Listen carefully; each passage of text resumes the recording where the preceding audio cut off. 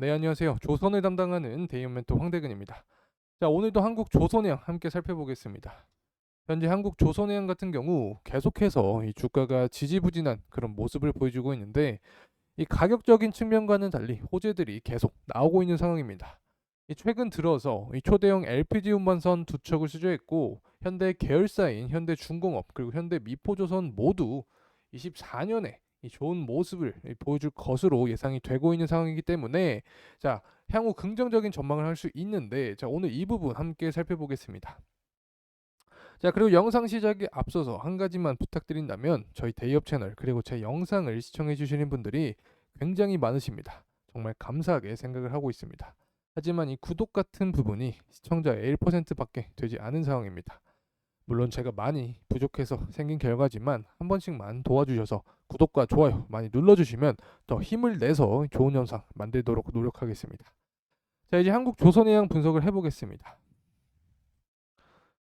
자, 앞서서 설명드렸듯이 이 한국 조선해양 같은 경우 이 초대형 LPG 운반선 두 척을 따내면서 올해 첫 수주를 기록했습니다. 자, 이러한 수주 관련한 부분은 제가 이전 영상에서도 설명을 드렸듯이 이 전자공시 시스템에 들어가셔서 이 단일 판매 공급 계약에 들어가면 확인할 수 있다. 이 부분 다시 한번 설명드리고, 이 간단하게 계약 규모에 대해서 말씀을 드리면, 이 계약 규모는 3,032억으로 2027년까지 2027년 상반기까지 순차적으로 선주사에 인도될 예정입니다. 자, 또 하나 이전 영상에서도 말씀드렸듯이 이 수주 목표는 낮추면서 이 선별 계획을 확대하겠다라는 목표를 갖고 있는데, 자, 이렇게 선별 수주를 하게 된다면 고부가 가치 선정 위주로 가게 되고, 자, 결국에 수익성에 초점을 맞추는 사업 전략을 갖게 된다라고 볼 수 있겠죠. 이 과거 이 대우조선해양 같은 경우 이 수주 물량은 좋았지만 이 저가 수주로 인해서 고생한 기억이 있기 때문에, 자, 이 부분의 측면에서 국내 조선사들이 더 신경 쓰는 경향이 있다라고 생각합니다. 자, 그리고 한국 조선해양 같은 경우 지난해 수주 목표를 초과한 141.8%를 달성했기 때문에 어느 정도 여유롭게 선별 수주를 할 수 있을 거라 생각하고, 현대 계열사인 현대중공업 같은 경우 24년 이 고선가 선박의 비중이 70%까지 올라오면서 실적에 큰 증가세를 보여줄 예정입니다.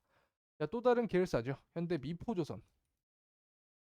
미포조선 같은 경우 24년 하반기 이 수주장고 내에서 선박이 고선가 컨테이너선, 또 LPG선, 그리고 PC선 등 이 세 개 타입으로 공정 효율화가 가능해지기 때문에 2분기를 기점으로 실적 개선세를 통한 이 주가 상승 모멘텀을 그리고 있는 상황이다. 자, 그렇기 때문에 이 부분은 한국 조선해양에도 긍정적인 영향을 미치겠죠.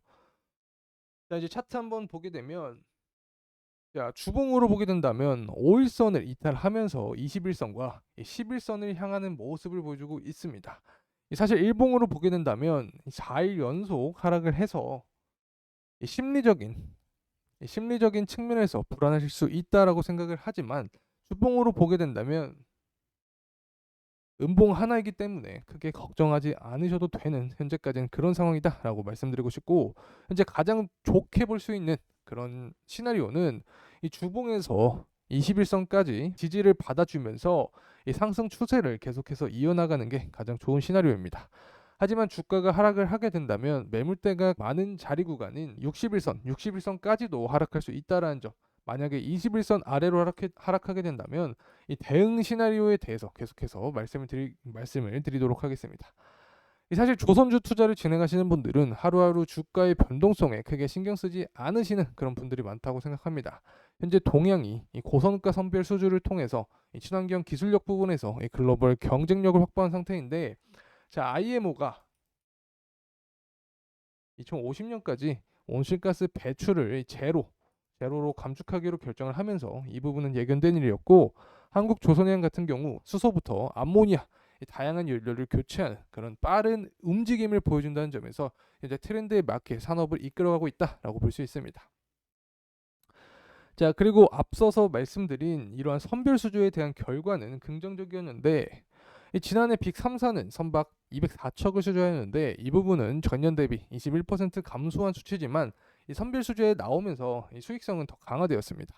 이 대표적인 고부가 가치 선종인 LNG선. 자, LNG선을 50척 이상 수주를 하였고 올해 역시 LNG선을 비롯해서 가스선 발주가 이루어지겠지만 자, 지난해와 비교했을 때는 다소 줄어들 가능성이 있다. 자, 카타르 프로젝트 관련한 LNG선 발주는 하지만 올해 완료될 것으로 기대를 하고 있다라고 볼 수 있습니다. 자, 그리고 긍정적으로 생각할 수 있는 부분은 현재 일감을 충분히 채웠기 때문에 이 수주 경쟁에 이 극적으로 나설 필요는 없다. 그래서 발주에 대한 둔화가 이 선박 가격에 미치는 영향은 제한적일 가능성이 크다라고 볼 수 있습니다. 자, 그리고 24년 이 주가의 모멘텀을 위해서는 이 후판 가격 역시 살펴봐야겠죠. 자, 결국에 후판 가격이 상승하게 되면 수익성 측면에서 좋지 않기 때문에 후판 가격이 인하되면 조선주들 입장에선 좋다. 자, 이번 철강 업계와 이 후판 가격을 했는데 이 협상은 톤당 90만 원 중반 수준으로 가격이 인하된 채로 합의가 되었다. 자, 이 부분은 이 중국산 후판의 수입 증가 그리고 엔화의 최저치로 인해서 일본의 고품질 후판을 싸게 살 수 있는 상황이 되었기 때문에 자, 후판 가격 협상에서 유리하게 작용했다. 이렇게 볼 수 있습니다. 자, 결국 후판 가격이 인하가 된다면 이 중장기 이 수익성에 긍정적인 영향을 주기 때문에 중장기 주가 모멘텀으로도 작용할 수 있다라는 점 말씀드릴 수 있겠습니다. 자, 그리고 최근에 흥미있는 기사가 나왔는데 이 컨테이너선 관련된 내용입니다. 이 중국의 저가 공세로 인해서 이 컨테이너선을 포기할 것이냐에 관한 이야기인데 이 대표적으로 하나오션 같은 경우 이 컨테이너선 수주 영업을 중단하였고 자, 이 부분은 중국 때문으로 볼 수 있죠. 이 가격 경쟁력에서 밀렸다라고 볼 수 있고 지금까지 이 컨테이너선은 이 캐시카우 역할을 해왔지만 이제는 수익으로 연결시키기 힘들어졌다. 또 LNG 선박과 비교를 했을 때 큰 마진을 낼 수 없기 때문에 이 컨테이너선 중에서도 부가가치가 높은 이 하이브리드 추진선의 영업이 계속될 것으로 보이는 만큼 이 전반적으로 이 저가 수주는 중국에게 내주면서 이 고수익 선박을 수주하는 선별 수주 전략을 지속할 것으로 보이는 상황입니다. 자, 이제 매크로 동향 살펴보겠습니다. 자, 특히 조선주는 이 매크로에 민감하게 반응을 하기 때문에 자, 오늘 매크로부터 특히 국제유가 같은 경우 좀 더 자세하게 말씀을 드리도록 하겠습니다. 최근까지 시장의 흐름은 금리 인하에 대한 기대가 선반영되면서 이 상승세를 이끌었습니다. 자, 하지만 이 분위기가 바뀔 수 있는 이런 변곡점에 위치한 상황인데 12월 이 비농업 고용 지표를 보게 된다면 시장 예상치를 크게 상향하면서 이 노동 시장의 강세 흐름을 보여줬습니다. 자, 이러한 고용 지표가 나오게 된다면 시장은 금리 인하 시기가 늦게 올 수 있다는 그런 심리가 반영이 되면서 전체적인 증시 하방에 압력을 줄 수 있게 됩니다. 자, 그렇기 때문에 이번 주 CPI가 중요하게 작용을 하는데 전월 그리고 전년 대비 상승할 전망을 하고 있습니다.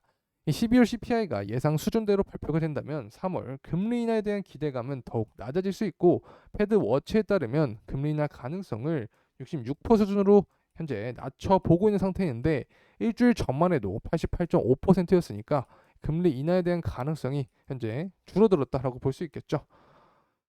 자, 그래서 이 CPI 결과 발표 이후에 3월 금리 인하 이 기대감이 더 낮아진다면 주식시장은 일정 수준의 되돌림이 나올 수 있다는 점 말씀드릴 수 있겠습니다.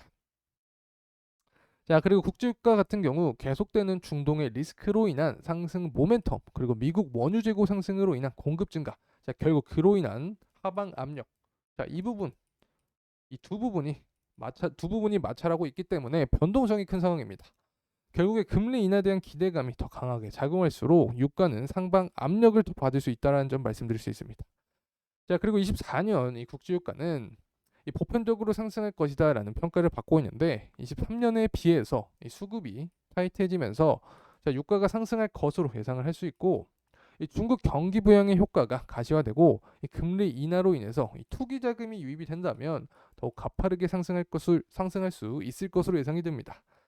하지만 유가가 하락을 하게 된다면 이 산유국의 생산 경쟁이 되게 되면서 공급이 늘어난 요인과 또 미국의 원유 재고 상승이 발생하게 된다면 이 공급 측면에서 늘어나게 돼서 유가가 하락할 수 있다.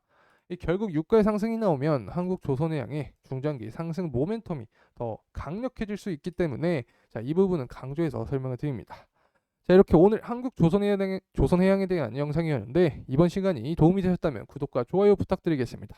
새해에는 행복한 일들만 가득하시길 진심으로 바라겠습니다. 다시 한번 감사합니다.